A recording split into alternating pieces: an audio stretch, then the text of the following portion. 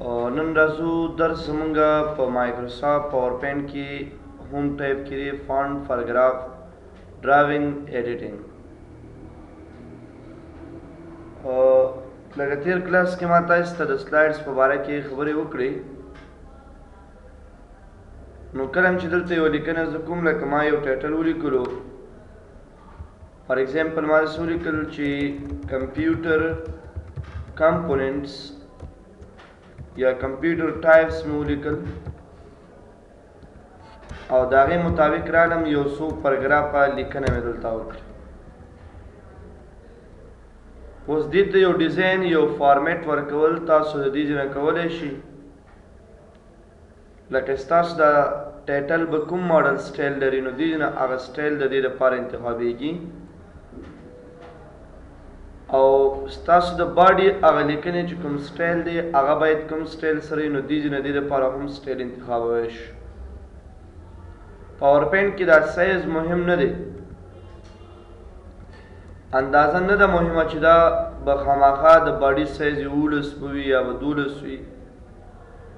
بس په دې کې دونه سایز موږ ساتو چې څومره ښه ښکاره کېږي او صحیح ښکاري موږ ته. که ډېر غټ سایز تاسو ورکړئ او د کلیر فارمیټ باندې کلیک کړئ نو دوی بېرته هغه خپل سایز ته راځي. اکثره ټایم داسې وي لکه دا ټایټل موږ لږ بولډ راولو نو بولډ کولی هم شو، ایټالیک یا انډرلاین یا یو خاص برخه د پاور پوینټ کې وي لکه زموږ دا یو لفظ دی دا باید ایټالیک شي، انډرلاین شي او بولډ شي. نو داسې ځایونو کې به د دې نه موږ استفاده کولی شو. په دې کې موږ سره سټرکچر داسې لکه تاسو وایئ چېرې په دې لین باندې د یو کراس راکاږل شي نو دې لپاره په دې سټرکچر باندې تاسو کلیک او دا شیډو چې دا یو سوری غوندې دی، لکه ته دې ته یو سوری غوندې ورکړې نو ګوره اټومیټیکلي هغه سوری غوندې راشي. یا دې لیکنې ته سوری ورکړو نو په دې کلیک د دې لیکنې شاته یو سوری غوندې وي، بیا ډبل ښکاري. نو دا د فانټس مطابق خبرې دي او د دې لیکنې لپاره باید دا لیکنه باید راټوله وي، ټایټ وي، نارمل وي، لوز وي، ویری لوز وي، څه وي باید. نو دې ځای کې تاسو سره دا شته دی. که مور سپیسینګ باندې زه کلیک کړم او دې ځای کې وګورم ما سره ایکسپینډینګ دی او بل موږ سره به دې کې کنډینسډ. ایکسپینډډ مسافې ته ویل کېږي، لکه دلته باید څونه مسافه دیوالي، څونه سپیس باید دیوالي. نو هغه سپیس دپاره چې دی تاسو مور سپیسینګ ته راځئ او د دې نه ورکوئ. کنډینس سپیس کمولو ته وایي. لکه موږ وایو چې باید د دې کرکټر هغه سپیس موږ سره کم شي نو دې لپاره باید دا سپیس کمولی هم شي. د دې مسلې لپاره باید دا سپیس کمولی هم شي. او کیرینګ فور فونټ نه مطلب دا دی لکه د دې ټکس اندازه ته څونه دی 4 سایز دی نو که دا ټک مارک آف کو بیرته ولګو د دې مقصد دا دی وایي د دې سایز د 12 نه څنګه دی پوینټ اینډ اباو. دیس کې ایډیټ کوو که وینو کو څه معنا نه لري. خو دې موږ ته وایي د دې نه ستا دا سایز غټ دی یا د دې نه غټ ساته او سپیسینګ باید نارمل وي یعنې عادي سپیس په دې کې موجود وي نو دې لپاره باید دا استعمالوئ. فانټ هم همداسې لکه تاسو وایئ چېرې زمونږ د دې فانټ سټایل باید دا شانته سټایل کې راشي، بولډ وي لکه 45 شپږ تلی تاسې یا 50 سایز لو نو دې کې هم تاسو ایډیټ کولی شئ. که هغې ځای نه تاسو ایډیټ کوئ که مور سپیسینګ ته راځئ دې نه تاسو ایډیټ کوئ. کمپلیکس سکرپټ څه ته ویل کېږي؟ د پښتو لیکنه. کله چې تاسو پښتو لیکنه کړي نو هغه به تاسو د کمپلیکس سکرپټ فونټ نه بدلوئ او کله چې انګلیش لیکنه موږ سره وي نو هغه به د کوم ځای نه بدلوو موږ؟ هغه به د لایټن ټکس فونټ نه بدلوو موږ. آل ټکس دې ته ویل کېږي لکه ټول ټکس، که هغه انګلیش دی که هغه پښتو والا لیکنه ده د دې ټولو دپاره باید څنګه وي، کلر باید څنګه وي موږ سره. همدغه شانه فار ایگزامپل د دې نه علاوه ټیکس باید انډرلاین وي که نه وي انډرلاین. دا ټولې خبرې تاسو بیا د دې مور سپیسنګ نه تاسو د فونټ د لارې کولی شئ. د انډرلاین کلر څنګه دا هم کولی شو. او سټریک تھرو دې ته ویل کېږي چې په دې لاین په دې لیکنه باندې یو کرښه راکاږه، نو ته بیا دې لپاره سټریک تھرو ټیک مارک ولګوه او دا ځان سره وکړې که نو دې به یو کرښه په دې راولي. که بیا چېرته موږ سره دا کرښه مثال ډبل پکار وي نو ډبل سټریک تھرو ټیک مارک لګو نو دا کرښه به په دې ډبل راځي. او که چېرته مثال په دې کې سوپرسکرپټ او سبسکرپټ وګورئ نو دا داسې لکه یو نیم سلایډ کې موږ سره داسې ولیکل شي ډیټ موږ ولیکو تاریخ. زه ولیکم پر ایگزامپل اکتوبر 29 نو دې په خپله باندې دا ټي ایچ بره راولي، خو موږ وایو چې نه دا ټي ایچ باید زه بره راوړم. دا به سلیکټ کړو موږ او د دې دواړو سلیکشن نه وروسته به را به شو مور سپیسنګ ته او د هغې نه وروسته به راشم په دې کې به سوپرسکرپټ ټیک مارک چې ولګېږي نو دی به بره ځي. بیا دی اټومیټیکلی ستا هغه لیکنه راوالي او بره یې یوسي. او که چېرته مثال زه ولیکم ایکس قاعده 2 نو دې قاعده کې د راوړلو لپاره به تاسو سوپرسکرپټ په ځای کوم ټیک مارک لګوئ، د دې په ځای به تاسو سبسکرپټ ټیک مارک لګوئ نو دې اټومیټیکلی اعلان دی بیا راوړي. دا خبرې استعمالیږي زیاتره ځایونو کې یوز کېږي، نو تاسو بیا د استعمال لپاره دا طریقه یوز کړئ. د هغې نه وروسته په دې کې دننه چې کوم دي دې خوا یو څو ټیک مارک دي سمال کیپس آل کیپس. لکه داسې کې یو جمله موږ لیکو که نه، موږ داسې لیکو لکه زه لیکم مثال ضیا انسټیټیوټ، خو په دې کې ګورئ دا لومړني حروف مې د جملې غټ اف کمپیوټر ساینس، باقي نور ټول حروف واړه دي خو دا لومړني حروف د ټولو غټ. نو کله چې دا سلیکټ کړو او راشو په دې کې دلته په دې کې دا سمال کیپس ټیک مارک ولګوم ټول به غټ شي،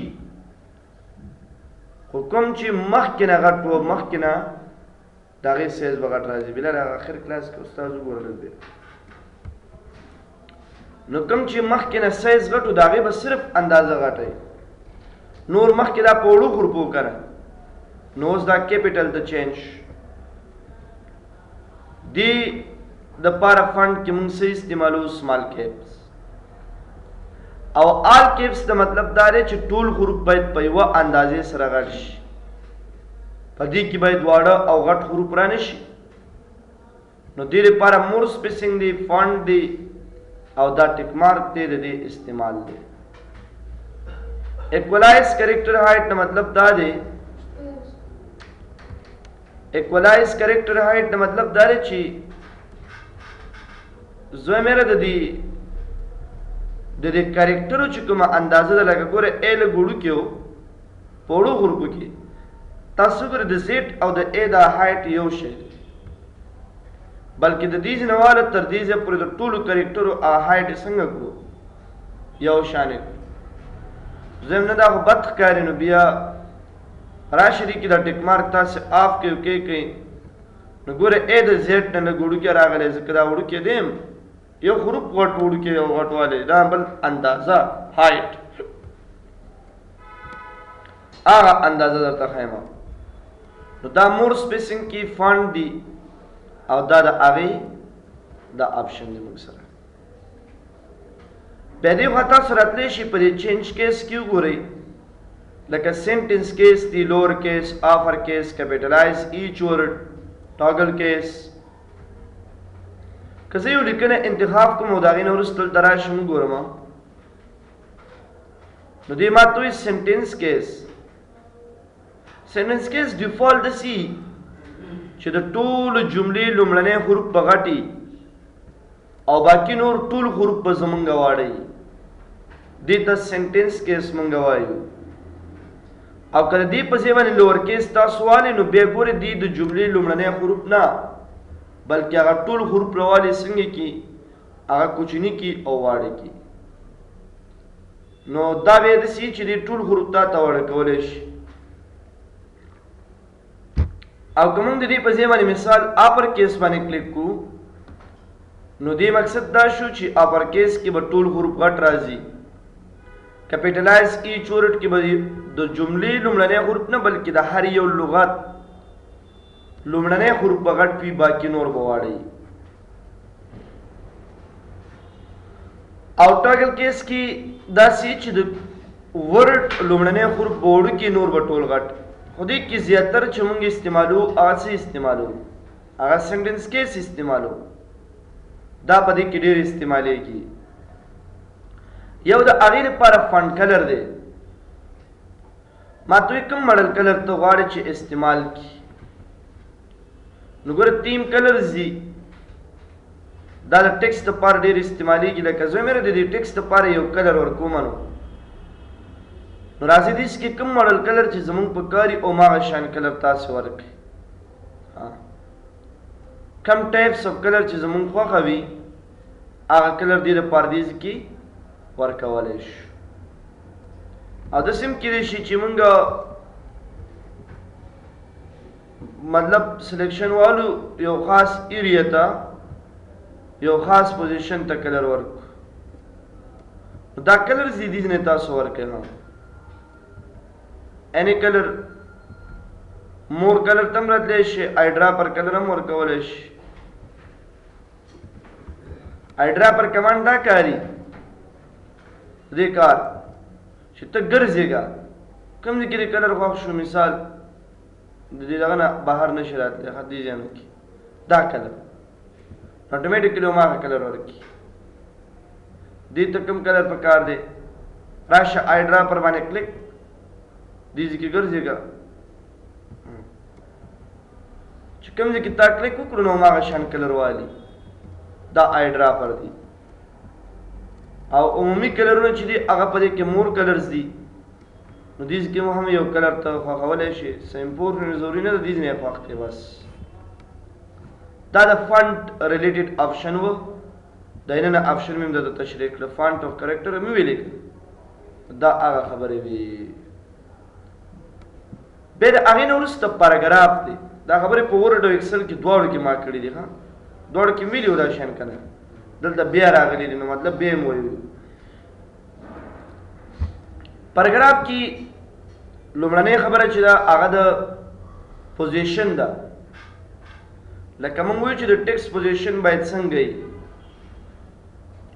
د ټیکسټ پوزیشن باید څنګه وي. الاین لیفټ الاین سینټر الاین رائټ لیفټ رائټ سینټر. نو ګورې په دې کې داسې که لیفټ علي نو لیفټ طرف ته راځي سینټر هم اخیستی شو رائټ هم اخیستی شو. دا ټول پوزیشن یې اخیستی شو. پښتو انګلیش دپاره جسټیفای نه په لیفټ طرف کې چې ګورې دا لینونه څه غیر منظمي نو بیا کله هم چې زه په دې جسټیفای باندې کلیک کړم هغه لینونه راشي او منظم شي. جسټیفای لودونه نه استعمالیږي دا ډېر ایس کېږي. نو دا هغه دی. یو ګورې د ټیکسټ ډایرکشن دی. دا فرق کوي ډایرکشن او دا فرق کوي. اوس که تاسې مثال وګورئ زه کوم ماډل لیکنه کوم انګلیش که نه نو انګلیش لیکنه باید د کوم طرف نه کوم طرف ته وشي. د لیفټ نه رائټ ته وشي. دا مطلب دا شو چې د ټیکسټ ډایرکشن باید د لیفټ نه رائټ ته وساتل شي. نو ګورئ کې لیکل شوي دي left to right text direction. left to right text direction مطلب دا دی چې د چپ طرف نه ښي طرف ته د ټیکسټ لیکنه. خو ګورې دلته که مثال زه رائټ والم دې کې ګورې الاین رائټ والم هغه ډایرکشن دی او دا رائټ طرف ته دغه شو. نو ډایرکشن خو هماغه خپل ځای کې دی که نه اب لیفټ ټو رائټ وي. اوس که ته انګلیش لیکنه کې نو بیم دی اصلا ډایرکشن یې لیفټ ټو رائټ دی خو پوزیشن د دې چې کوم دی هغه رائټ کې دی. نو دیز کې به تاسو څه کوئ که پښتو لیکنه کوئ نه یوازې دا چې تاسو رائټ طرف ته راشئ تاسو به یو کار دا هم کوئ چې ډایرکشن به چا ته اړوئ رائټ ټو لیفټ ټیکسټ ډایرکشن بیا به د هغې نه وروسته موږ راځو رایټ باندې به کلیک کړو بیا به دا په لیکنه کوو. اوس که ته پښتو لیکنه چېرته هم کي نو څه مشکل به پکې نه راځي ځکه چې ستا پرابلم حل شوي دي که نه. نو دا ډایرکشن به تاسو یاد ساتئ چې د پښتو دپاره به پښتو ته اړوئ او انګلیش دپاره به چا ته اړوئ انګلیش ته به اړوئ. دا خبره یاد ساتئ. د هغې نه وروسته بیا په دې کې دي کالم. کالم نسي لکه ته یو لیکنه وکړه او تو شعر دا لیکنه دې په 2 کالمونو وویشل شي نو به صحیح ده که نه ټیک ده راشي 2 کالم. خو د دې ترمنځ دا سپیس کم دی نو مور کالمز باندې به کلیک کړو او نمبر سپیس به ورکړو لکه 6. دا خو کالم شو. سپیس دپاره به مور کالمز ته راشو. کالم باید موږ سره 3 دا 2 دانې خو سپیس باید لږ زیات وي. څو کالمه دي اوس موږ سره 2 کالمه دي که نه موږ سره 2 کالمه دي. یو دی دا پاراګراف دا پاراګراف ستاسو خیال شته که نه نو 2 کالمه دي دا موږ سره یو دې سایډ ته یو بل دې سایډ نو دا 3 کالمه هم اخیستی شي 1 2 3. دا کالمز وایس لیکنه چې کوئ هغه دې ځینه والی خو دې کې هم ګوره ماته وي رایټ ټو لیفټ. وایي که چېرته د پښتو لیکنې دا ټیک مارک ولګوه او که پښتو لیکنې نه وي بیا دا ټیک مارک مه لګوه ضرورت نشته ورته. مطلب مې دا و چې خپله لیکنه د یو نه زیاتو کالمونو ویشلو دپاره 1 2 3 دا کالمز دي دې باندې تاسو ویشلی شئ. پوه شوئ تاسو که نه. د هغې نه وروسته بیا په دې کې دی ټیکسټ ډایرکشن هاریزنټل ورټیکل. دا اصلا خبره دا ده چې کله تاسو یو سلایډ والی که نیو سلایډ او راشي تاسو په دې کې انسرټ ته یو ټیکسټ باکس والی نو زه دلته لیکم چې ما داسې ولیکلو انسټرکټر بای احمد الله خان. خو دا لیکنه باید کوم ماډل ډایرکشن باندې راشي روټیټ شي باید دا شان ته خو باید دې ته بیا هماغه شان دا ټیکسټ باکس هماغسې غټ شي. ستاسو خیال شته که نه ټیکسټ باکس باید هماغسې غټ شي دا روټیټ شي. مثال ګوره انسټرکټر بله طرف نه دی چې دې باندې کلیک کړي لاندې طرف داسې په کار دی کوم ماډل نو دې لپاره بیا دا آپشن استعمالوو. مور آپشن ته هم راتلی شو. مور آپشن کې بیا داسې چې د لیفټ طرف نه باید څونه سپیس وي د رایټ طرف نه باید څونه سپیس وي د آبجیکټ د ټاپ طرف نه څونه سپیس وي د بټن طرف نه څونه سپیس وي دې لپاره دا سپیس شو. او دې کې ګورئ ډو ناٹ آټو فټ او شرینک ټیکسټ ان اوورفلو او ریسایز شپ ټو بی ټو فټ ټیکسټ. دا څه مطلب که لومړنی ټیک مارک چې ته ولګېږي دا صفر وساتئ دا هم صفر دا هم صفر دا هم صفر دا هم صفر. اوس دا ابجیکټ دی ما سره که چېرته موږ دا انتخاب کړو او د دې انتخاب نه وروسته دې ځای کې موږ مور باندې کلیک او دې کې دا لومړنی ټیک مارک لګېدلی او زه د دې لیکنې سایز زیاتوم نو ابجیکټ غټېږي ټیکسټ دې بهر لاړو او که دا ټیک مارک ولګي نو بیا به څه کېږي ګورئ شرینک ټو فټ ګورئ دې باندې کلیک بیرته به د ابجیکټ سره هغه لیکنه برابر شي. او ریسایز شپ مطلب دا چې څونه لیکنه زیاتوم ابجیکټ دې هماغونه غټېږي. دا 3 ټیک مارک یاد ساتئ. ډو ناٹ پیټ shrink text to shrink text and overflow resize shift to fit text. دا خبرې مونږه استعمالو څه پرابلم خو نشته دې ځای پورې. د هغې نه وروسته بیا موږ سره الن دی آپشن دی سنټر لیفټ رائټ. لکه دې مقصد دی لکه ته راشه انسرټ ته یو شیپ راواله ټیکس باکس راواله. ما لیکنه په دې کې وکړله مثال ما ولیکل ویلکم ټو پاور پوینټ پریزنټیشن. دا لیکنه مې وکړه. دا لیکنه ګوره میډل ټاپ دا څه مطلب لکه دا ابجیکټ ما سره خو دلته دی شته دی او د دې ترمنځ مې لږ سپیس هم دلته ورکړی داسې. زم دا زما ابجیکټ دی دا لیکنه باید د دې په میډل کې راشي او یا په دې کې بټم کې داسې نه ګورئ ښه یو دا لیکنه ده کنه دا ابجیکټ دی. زم د دې لیکنې باید دا لیکنه ټاپ کې میډل کې او یا دا ابجیکټ په کوم پوزیشن کې دا لیکنه ته راوړئ دې لپاره ده او دې لپاره مور آپشن باندې کلیک کوئ شي به دا ما هغه خبرې دي ټاپ بټم لیفټ او سمارټ دې ته ویل کېږي لکه ته په دې کې ودرېږه او راشي دې لپاره دا سټایل ورکړه لکه زه داسې لیکم کمپیوټر پروسیسینګ سایکل. مثال ما ولیکل انپوټ پروسیسر پروسیسینګ آؤټپوټ سټوریج. دا یو خاص شیفت ته کنورټ حکم شیفت دې شیفت دې ته کم شیفت چې ته کنورټ کول غواړې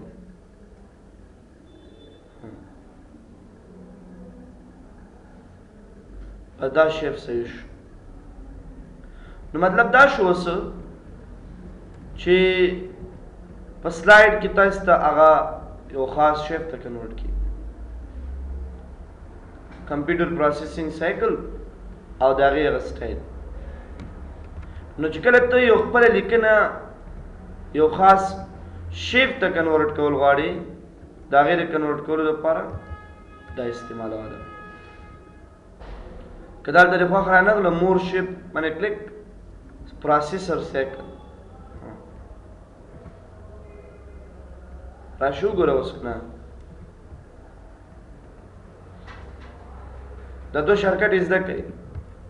یو دا چې ګورئ که ته په دې سلایډ کې دلې او F5 بټن دی والا هم سلایډ باندې ښکاره کېږي خو ګوره زه په دې سلایډ کې ولاړم چې F5 ووایم نو اولنی سلایډ ښکاره شي او کوی چې نه په دې سلایډ کې ولاړم باید همدا سلایډ ډایرکټ ښکاره شي نو شفټ F5 ووایه تاسو کومه بټنه شفټ F5. نو ګوره دا وګورئ څومره زبردست طریقې سره دې برابر کړ. دا موږ سره څه دي دا سمارټ آرټ دی چې کله ته یو خپل ټیکس په یو شیپ شکل کې ګورې د هغې لپاره دا استعمالیږي. او اینډ سایډ کې بیا څه خبره نشته هماغه رایټ ټو لیفټ دی او لیفټ ټو رایټ ټیکس ډایرکشن دی وم ویلې که نه الاین سینټر رایټ دغسې کوم چې ویلې ټولې خبرې. سپیس مطلب دا دی چې دا زما لیکنه ده دې سپیس باید څونه بیفور د یو طرف نه سپیس ورکوي سپیس تاسو ورکولی شي. فرست دین باید د دې ټول پاراګراف لږ مخکې راشي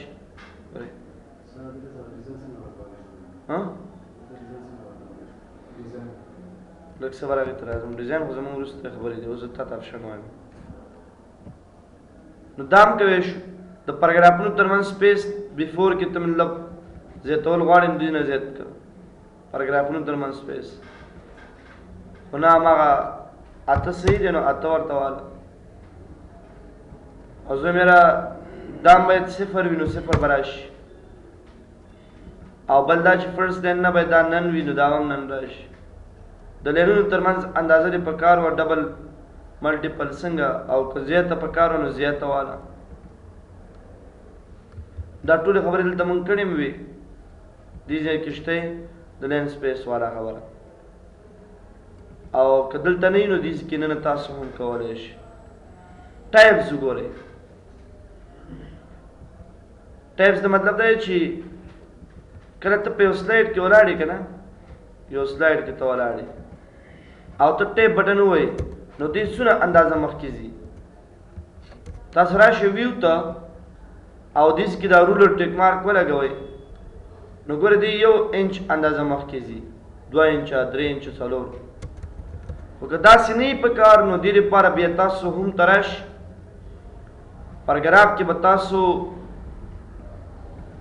پرګراف کې به تاسو کلیک والئ او ټایپس ته به راشئ نو زه هم 2 انچه باید دې مخکې لاړ شي 2 انچه د لیفټ طرف نه سیټ یې که اوکې که دا م اوکې اوس تاسو ټیپ بټن ووایئ کرزر څو انچه مخکې ځي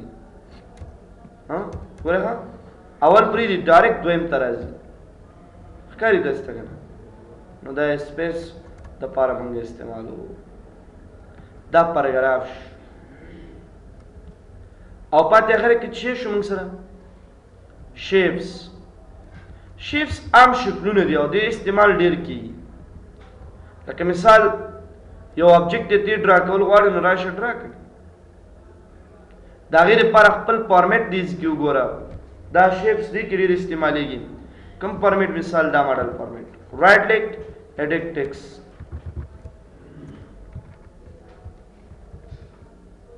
مثال ما ولیکله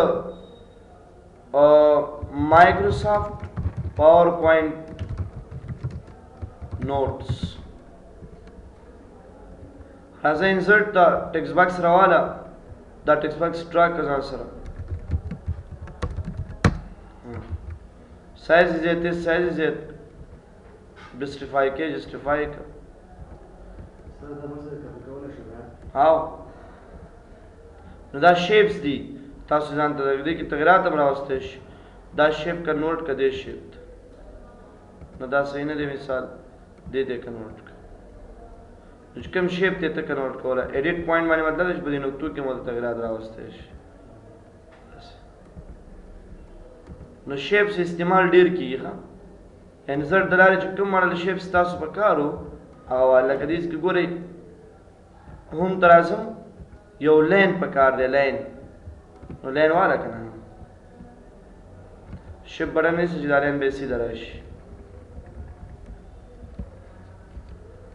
فارمیټ ته راشم کوم ماډل لین سایز وي باید دا سایز او بس تراشه څه ګوره سلایډ کې سلایډ ډېر سمپل باید جوړ شي باندې کې دا لاینز دي دا لیکنې دي ساده خبرې پکې باید وشي نو دا شیپس به یوز کېږي خو یو نشم استعمالولی چې کوم ځای کې ضرورت ورته راځي نو تاسو باید د دې نه څه وکړئ استفاده وکړئ او ارینج نه مطلب دا لکه ته یو څو شیپ راواله دا شیپونه شو دې نه یو کاپي واله داسې څو شیپه شو ما سره 3 او فارمیټ ته راشي دې ته لږ سټایل هم تغییر کړه لکه دا سټایل تغییر شو اوس ته راشي په دې هوم کې سینډ ټو بیک مطلب ټول نه شاته راوړه او برینګ ټو پرنټ مطلب ټول نه مخکې راوړه سینډ بیکورډ یو نه شاته کا برینګ فارورډ یو نه مخې ته راوړه نو دا درې مسلې دي او بیا که چېرې مثال داسې یو شیپ موږ راخیستي او غواړو چې دا سره ګروپ څنګه کو سره ګروپ نو درې واړه سلیکټ کې راشي په دې کې ګروپ باندې کلیک ګروپ مقصد دی چې دا به یو ځای موف کېږي یو ځای نه بل او بیا دې کې ان ګروپ هم شته ان ګروپ یې کړم دا ګوره جدا شو او بیا دې کې ګوره موږ سره یوه بله خبره ده چې هغې ته ویل کېږي چې هغې ته ری ګروپ وایي دوباره ګروپ کوله ګروپ ان ګروپ او آخره کې څه دی موږ سره ری ګروپ ان ګروپ باندې بیا هم کلیک کوی شي که دا لږ غیر منظم وي لکه دلته یې خیر بل دلته نو دا که ته ترتیب کې کم طرف ته راولي لیفټ نه مثال رایټ سینټر ټاپ کوم طرف ته هدي ترمن سپیس نو سپیس د پاره ډیسټریبیوټ هوریزونټلی او که دا ترتیب مو رائټ طرف ته اړولې وي نو بیا د سپیس د پاره به شي باندې تاسو کلیک کوئ ورټیکل او دا دوه ټیک مارک په خپل لګیږي الاین سلایډ او الاین سلیکټډ آبجیکټ دې ته ضرورت نشته یو آبجیکټ دی مثال دا روټیټ کول غواړي نو د دې د روټیټ کولو لپاره به روټیټ ترازو روټیټ کړه آبجیکټ دا آبجیکټ روټیټ کړه مطلب دا سره روټیټ کولای شي مور روټیشن ته چې راشم د دې نه تاسو د دې لپاره روټیشن نور هم ورکولای شي تاسو پوه شو تاسو کنه دا ورډ آپشن دی ما تم ویډیو دلته بیا راغلی همدغه شان په دې کې کویک سټایل دی لکه دا هم ویلی ورته آبجیکټ ته فارمیټ د لارې ورکوي شو دلته هم شته